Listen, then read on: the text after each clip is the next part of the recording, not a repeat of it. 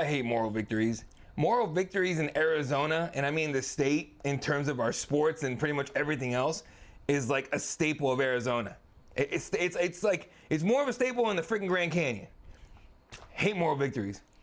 But we got another one yesterday. Welcome back to Cardinals Daily. I'm the angry Cardinals fan, Eddie Law. Hit that sub, tap that bell, send that like, leave a comment. Here we go. Stop me if you've heard this one before. Cardinals lose. Cardinals lose. I can't even get through this thing because I'm just laughing too much. Like, you know the saying, insanity is doing the same thing over and over, expecting a different result? Well, the Cardinals are textbook insane right now. Kyler Murray's foot keeps him out of the game. Marvin Harrison Jr. knocked out on a badass catch, but still knocked out of the game with a concussion. Who knows how long he's going to be out for. Jacoby Brissett steps in, honestly, played his tail off. 320 yards, 2 touchdowns, and a command of the offense we haven't seen in weeks, if not longer than that. The offense just looked alive finally. 400 total yards, balanced attack, big plays from McBride, Dortch, everything you'd want on an offense until crunch time.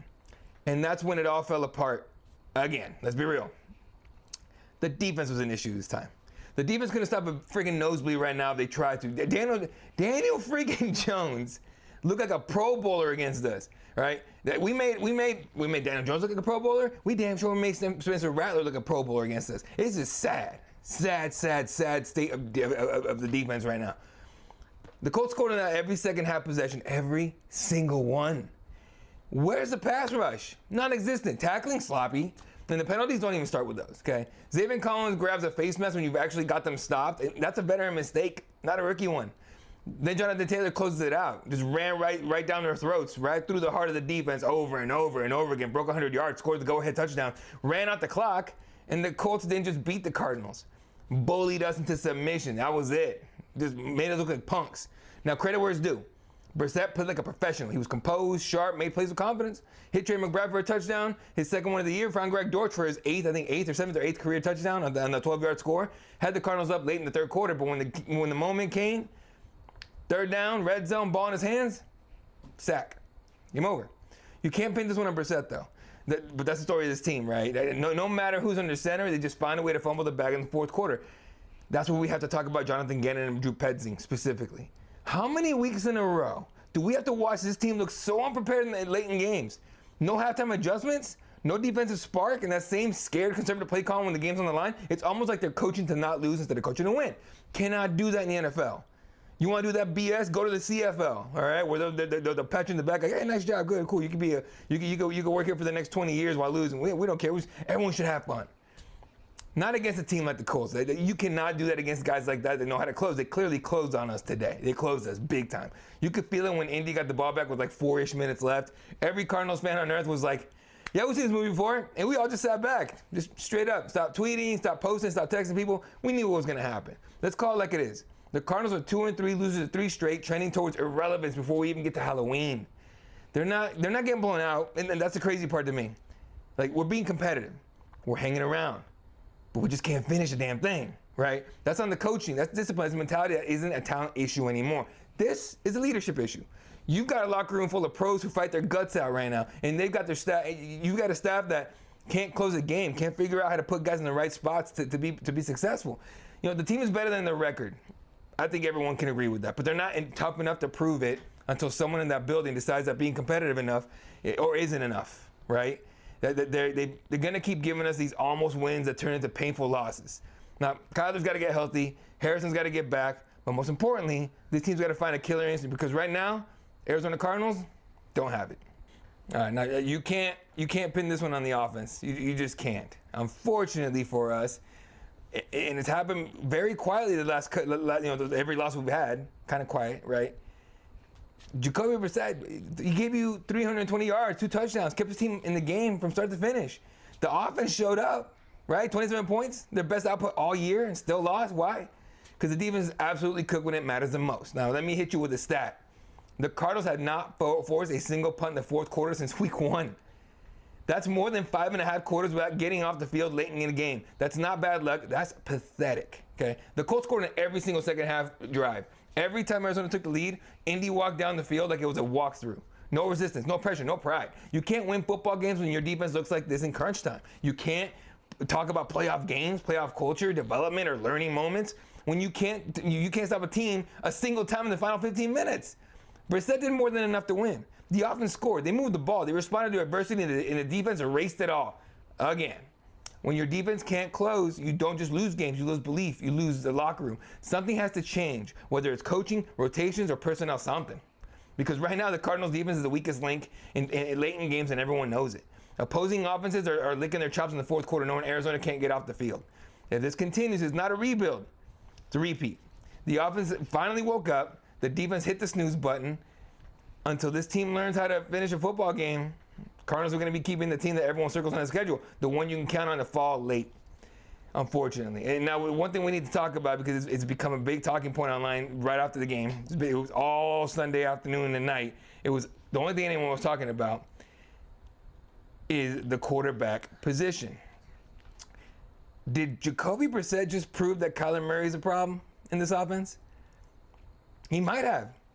All right, on Sunday, nobody in the Cardinals organization wants to admit, because he's getting paid a lot of money, that Kyler Murray might not be the guy. He's not the leader. He's definitely not a leader, right?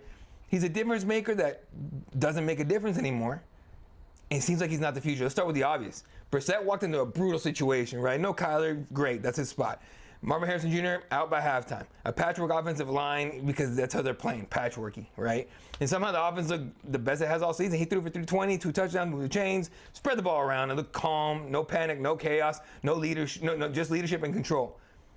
Have you seen Kyler do any of that all season long? Let me write that back. Have you seen him do any of that in the last 7 years? Not panic, look calm. No, you haven't. That's what we've been begging for. That's what a veteran quarterback looks like. One who reads the field, trusts the pocket, makes quick decisions. And you can't tell me that watching that didn't make you think, okay. Why does it look like that when Kyler plays? Because that's the point. It doesn't look like that at all. Not when Kyler plays. Nobody's questioning Kyler's physical gifts. He's electric. He's fast. He can make plays that almost nobody else in the league can make. But you know what we can't do? He can't command an offense for 4 quarters.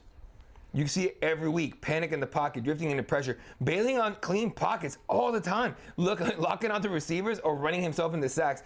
Meanwhile, Brissett, not flashy, not elite, professional. Came in, made the offense functional. He gave them structure, he gave them rhythm. It was it was instant. That tells you everything. It's not about who's more athletic. It's about who can run the show. And right now, Brissett runs his offense better than Kyler has ever done under Drew Petzing. Now, here's the other thing. The body language. I noticed that immediately. I've been talking about it for almost every time we talk about Kyler Murray in terms of how he handles adversity. When Brissett threw that late interception, he owned it. And you know what he did? He went back out there, led another drive, and gave his team a chance. You can see guys believe in him. When Kyler throws a pick, he sulks. He checks out. The energy drops. That's not leadership. That's immaturity. He sits like a kid, like a toddler, just throwing a fit on the field. He's on the bench.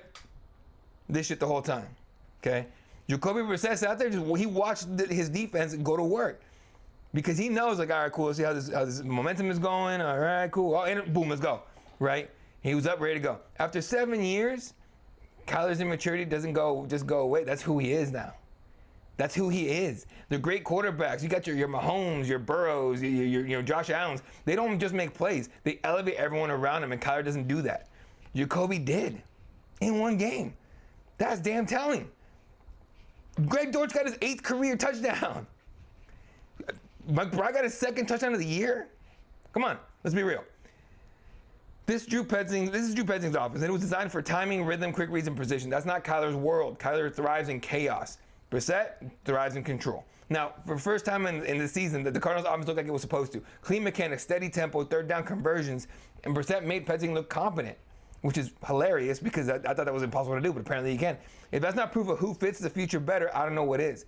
Here's the hard truth. The Cardinals might already know Kyler's not the guy.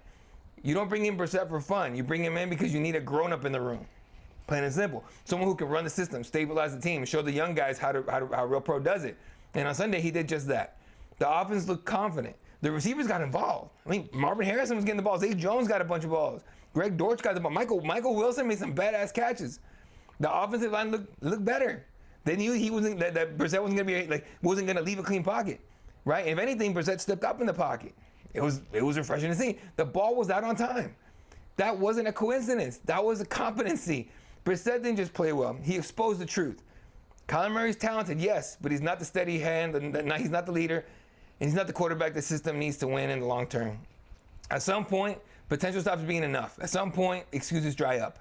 And after Sunday, it's clear. The Cardinals don't need a highlight reel. They need a quarterback who knows how to win football games. They need a quarterback who's an adult and a leader. They need a grown-ass man behind center. And right now, that guy is not named Kyler Murray. What's his name? No idea. And I'm telling you right now, all the talk's going to be coming out about we need to trade him, we need to do this, that, and draft a quarterback. There's no quarterbacks in the draft that are coming out that are going to be worth a top 10, top 15 pick. No. Is there a quarterback in free agency that's going to come out? Can we trade for one? We're really in a crappy spot here as an organization, 100%, no doubt about it. And as far as the quarterback position, we're in trouble for the next handful of years. Now, again, in the draft, sure. Like, look at Cam Moore right now with the Titans, number 1 overall. They took him because they had to, right? They took him because they had to, and then Shedeur Sanders went 4th, 5th round. You got to get lucky sometimes. You know what Cam Ward is? He don't look that good, is he? Right? I was watching that Titans game yesterday. He got sacked a handful of times. It was kind of hilarious to see, right? And so you look at the young quarterbacks coming out of college, going into the draft. There isn't one. Don't give me the Arch Manning bull. Arch Manning is the most overrated quarterback in college football right now. Easily. Bar none. Everybody wants to talk trash about Shedeur Sanders. Okay? I'll take Shedeur 10 times out of 10 over Arch Manning all day. I will stand on that. And if Arch Manning comes in the NFL and proves me wrong, hey, I'll own that too. But I don't think that's going to happen at all. We're stuck in the quarterback in quarterback hell, folks, and we got to figure out and claw our way out of it because it's going to be a nice long wait to find that next great Cardinal quarterback, and we'll see who that ends up being. All right, no comments today, folks. That's going to do it for this episode of Cardinals Daily. I made a law. Don't forget to hit that sub, hit that bell, send that like, leave a comment.